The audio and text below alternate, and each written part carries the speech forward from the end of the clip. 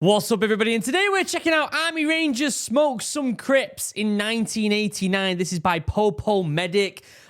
This video has been recommended to me quite a few times, and it's always just been one of them that slipped through the radar and I've never got to it. I don't think I've checked this channel out before, but let's watch it. Let's have some fun. I will leave a link down below to the OG video. Make sure you go over to the original channel, give it a like, subscribe, all that good stuff. Really, really important that you do that. Before we get started, though, check out Chug. 10% off, link down below. Listen, version 2, version 3, they've upgraded.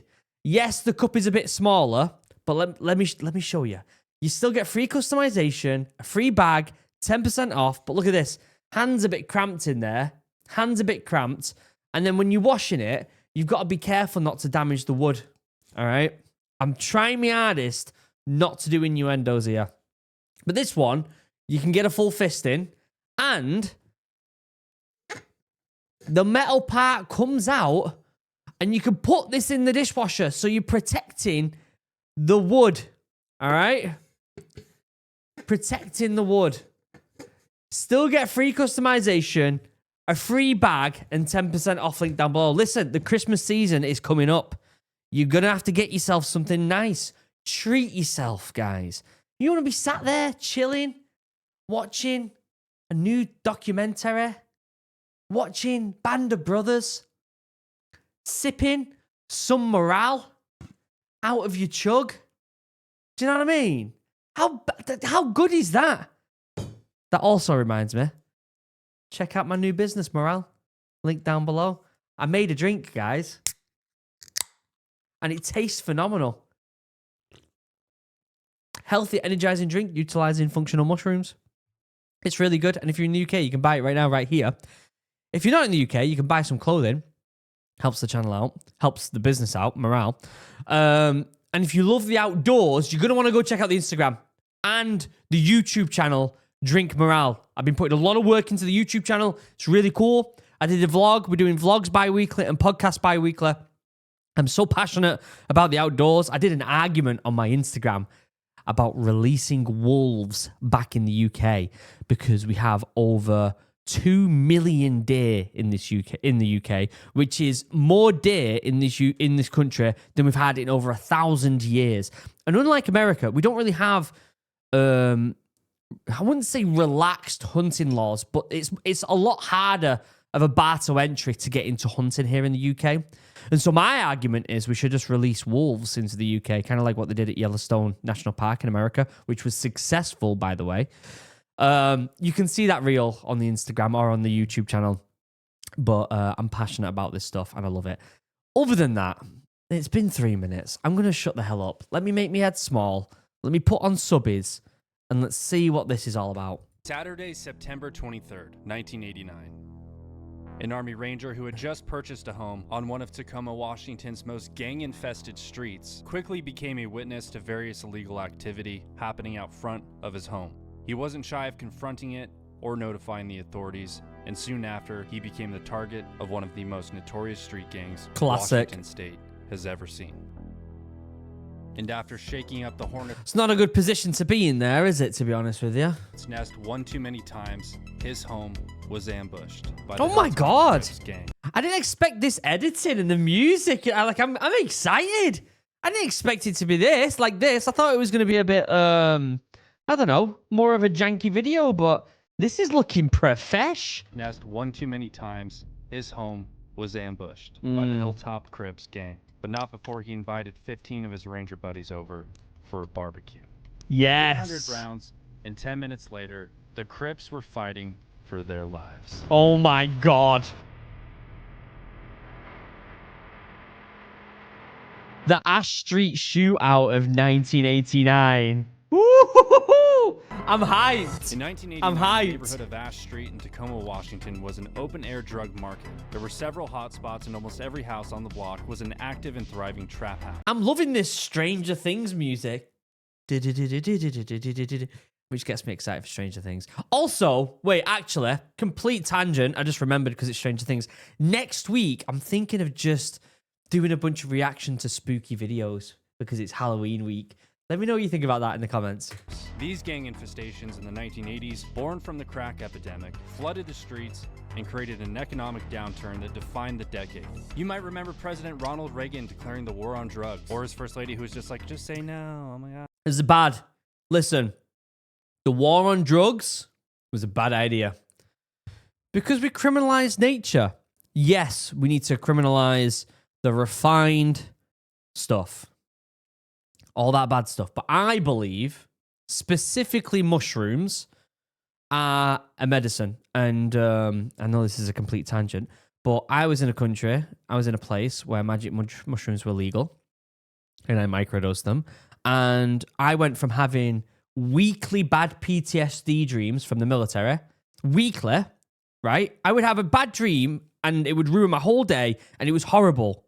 My PTSD and my depression and anxiety was through the roof. I started microdosing. And since I did that back in 2001, the microdosing, I've had 2 or 3 dreams. They practically saved me life. And so for them to be criminalized, I think it's appalling. I think there should be, although studies are coming out about it, I think there should be more studies that come out about it. And I think they should look into it even more, because there's a lot of military guys out there that are really struggling right now. And if it's helped me, it might help others. I'm not saying you should do it, especially in a country. If you're in a country where it is criminalized, do not do it. Don't put yourself in danger. Don't get arrested. That's a stupid idea. But I think the government should be looking into it to help people, although the government don't really give a shit about us, do they? So there's that. That was this time. Tacoma was Washington State's ground zero of gang activity, and by the summer of 1989, it had grown blatant, middle-of-the-day type shit, like selling crack to the ice cream man type What? shit. And this was all fueled by an influx of gang members moving in from California. Tacoma police had experienced nothing like it before and were really struggling to get it under control, oftentimes not even knowing how to respond to it. Ash Street neighbors consistently called police and called 911 repeatedly and got nowhere. Yeah. The typical response from police at the time was very mild. Community-oriented policing was a new thing, such as taking bullshit calls and pretending like it's not bullshit. Yeah.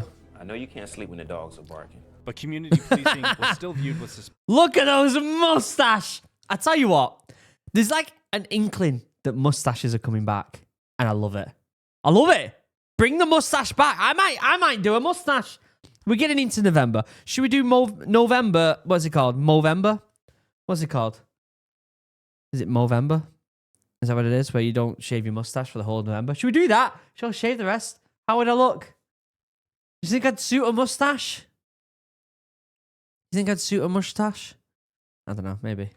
By veteran cops who came up in the 60s and preferred the old ways, like smacking people in the head with their portable radios. At the time, Tacoma Police Chief Ray Fatelin pushed these new community policing programs so far that the Hilltop Crip Gang rose to power.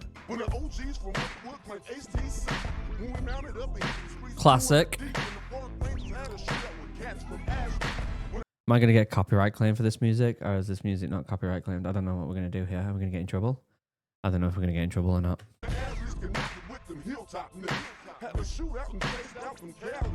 Staff Sergeant William Folk of the 2nd Ranger Battalion 75th Ranger Regiment purchased his home on Ash Street in hopes that the neighborhood would soon turn around. To protect that investment, he was determined to help push the drugs and gangs out by any means necessary. That makes Which sense. may seem crazy to most people. That's good on him. Good on him for being like, you know what? I'm actually going to make the difference here and work to make this a better place. A lot of people just disappear and they just leave the place to rot. But Staff Sergeant Folk was not most people. He was an elite operator who at a moment's notice could hit hard and smash fucking everything. Yeah! Shit. But violence was the last thing the staff sergeant wanted, and he remained optimistic. In the summer of 1989, Folk returned from a December deployment in Panama to find the neighborhood worse than when he left, along with other neighbors who were honest, hard-working. Did he have a family as well? Or was it just him? Was it just him vibing? Or did he have family? Because I tell you what, nothing makes a man more aggressive than when their family is in danger. It's true. Nothing makes a man more aggressive. Someone can threaten me as much as they want. I don't give a shit. It's like, yeah, cool. Cheers, mate. Have a good one.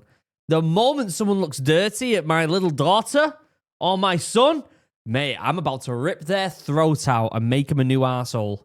Do you know what I mean? I'm about to rip their face off like some sort of chimpanzee. I'm telling you that right now. Someone threatens me, I'm like, yeah, I don't really care what you think about me, to be honest with you. But yeah, when it's to do my kids or Steph, whoo, ho, ho, ho, ho. No. People, he formed a neighborhood group that pressed police, demanding action. The neighbors started making signs, protesting, and taking pictures of the drug dealers. Even as the tension on Ash Street rose, Chief Fatelin made a decision he would later regret. Hamstrung by budget constraints and desperately short on the patrol side, he shifted 4 of 6 officers away from the Hilltop Crime Management Team to launch a community policing pilot project. The neighbors on Ash Street reacted with dismay. Under fire from citizens and the city council, a local Tribune covered the controversy, noting efforts by Ash Street neighbors to monitor the drug activity themselves. After the news...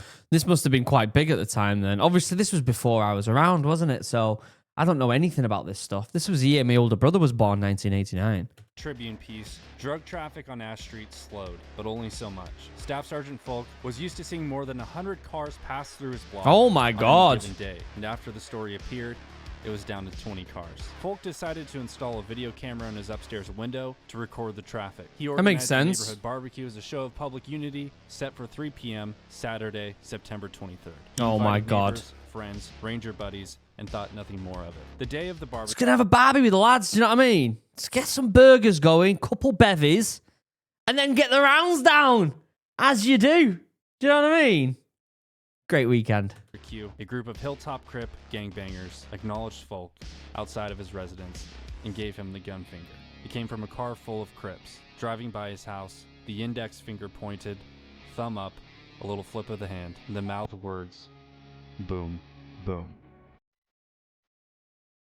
Not a good idea for a ranger. Not a good idea.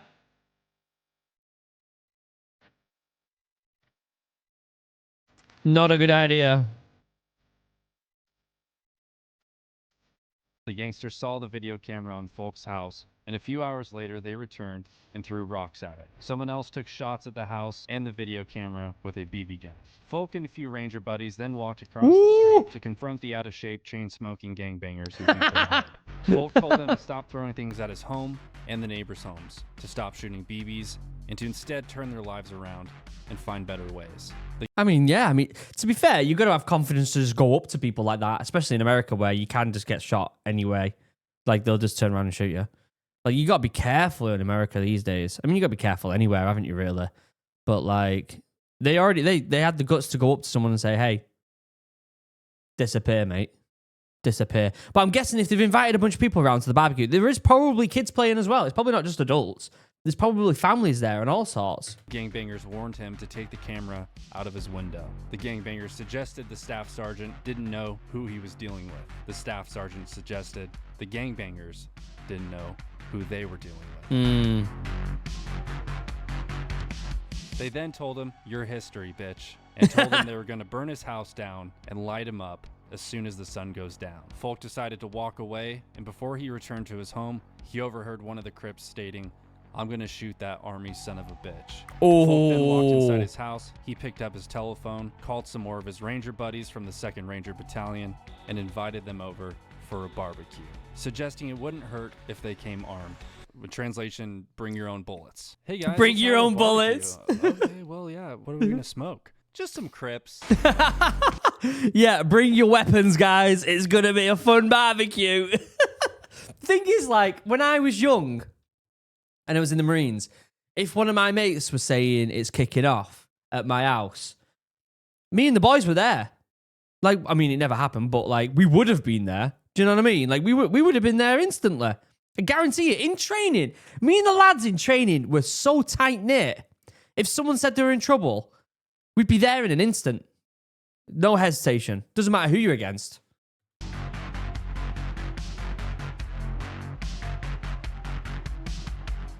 Including the few rangers who were already at the barbecue and the rangers called, the total of rangers grew to 15. Folk told them to bring personal weapons and whatever else they had.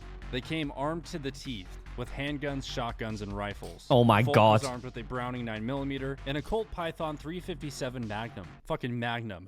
Who's the gangster now, bitch? Over a couple of beers, Folk pitched to his buddies a defensive operation of his home. Stake out locations and wait. No first moves. If police come, disarm immediately, cooperate, and assist. And all of his buddies joyfully agreed and were fucking down. They thought maybe nothing will happen, but if it does, zero tolerance for dudes shooting gats and smoking Swisher Sweets. Why has this not been made into a movie? Like, this should be a movie. 100 million%. As the sun went down, the Rangers dispersed into their defensive positions, alert and observant of any and all activity inside and outside the perimeter of the house. A few hours had passed as the Rangers held their positions. One Ranger observed a vehicle approaching in the distance at a slow rate of speed, at which point the vehicle shut off its headlights. Folk, with his Magnum in hand, returned the favor and turned out the lights in his house and in the yard. At 9:20 p.m., as the vehicle approached, someone within the vehicle fired a shot into the air. The house was now taking fire from the rear, where, according to police reports, small caliber automatic gunfire was heard. The Rangers opened a shit ton of fire, but so did the Hilltop Crips. One of the Rangers, William Edwards, was posted on the front porch. When the shooting started, he hit the ground as a bullet slammed into the wall beside him. He and other Rangers returned fire, seeing figures running amongst parked cars on the other side of the street. Wow. Ranger Russell Nolte, posted in the backyard, crawled forward as a shot hit the back of the house 3 feet over his head. Oh Ranger my Burr God. Settles was posted upstairs by the The lads got all gear. I can just imagine them with NVGs just stood there waiting for a gang to turn up. Lads in NVGs all kitted out, just ready to go. Oh my days. Or maybe they weren't. Maybe they were just stood around in flannels, shotguns, and beers. Just absolutely necking some tinnies and getting the rounds down. The controversial fucking video camera as a shot came through the window. The bullet grazed his head and he received multiple lacerations on his face from the shattered glass. Wow. Numerous muzzle flashes were now seen from the east. There were at least 16 shooters in 3 different locations. The Rangers again returned fire, while outside the assailants took cover amongst the parked cars, shooting over their shoulders, ducking down, shooting blindly. You know, stupid shit like that, like gangsters do. At this time, a neighbor taking cover on her kitchen floor dialed 911. And just like the famous Wild West shootout at the OK Corral, it was over in minutes. Yeah. 10 minutes, to be exact. The first police car came down the middle of the street, cherries and berries on, with his siren blaring. Cherries and berries on. The Rangers dropped their weapons, but as that first patrol car arrived on scene, one of the Hilltop Crip gang members popped a round off, sending the Oh patrol my car God. reversing out of the scene so quickly, smoke was seen coming from the rear tires. Officers in the car reported hearing 50 to 60 shots in less than 1 minute. Shortly Wow. after, more cops pulled into the block, and the gangbangers ran. I wonder how many gang members actually died. As other police units arrived in the area, subjects were seen fleeing. Those subjects were pursued and some caught and detained. Good.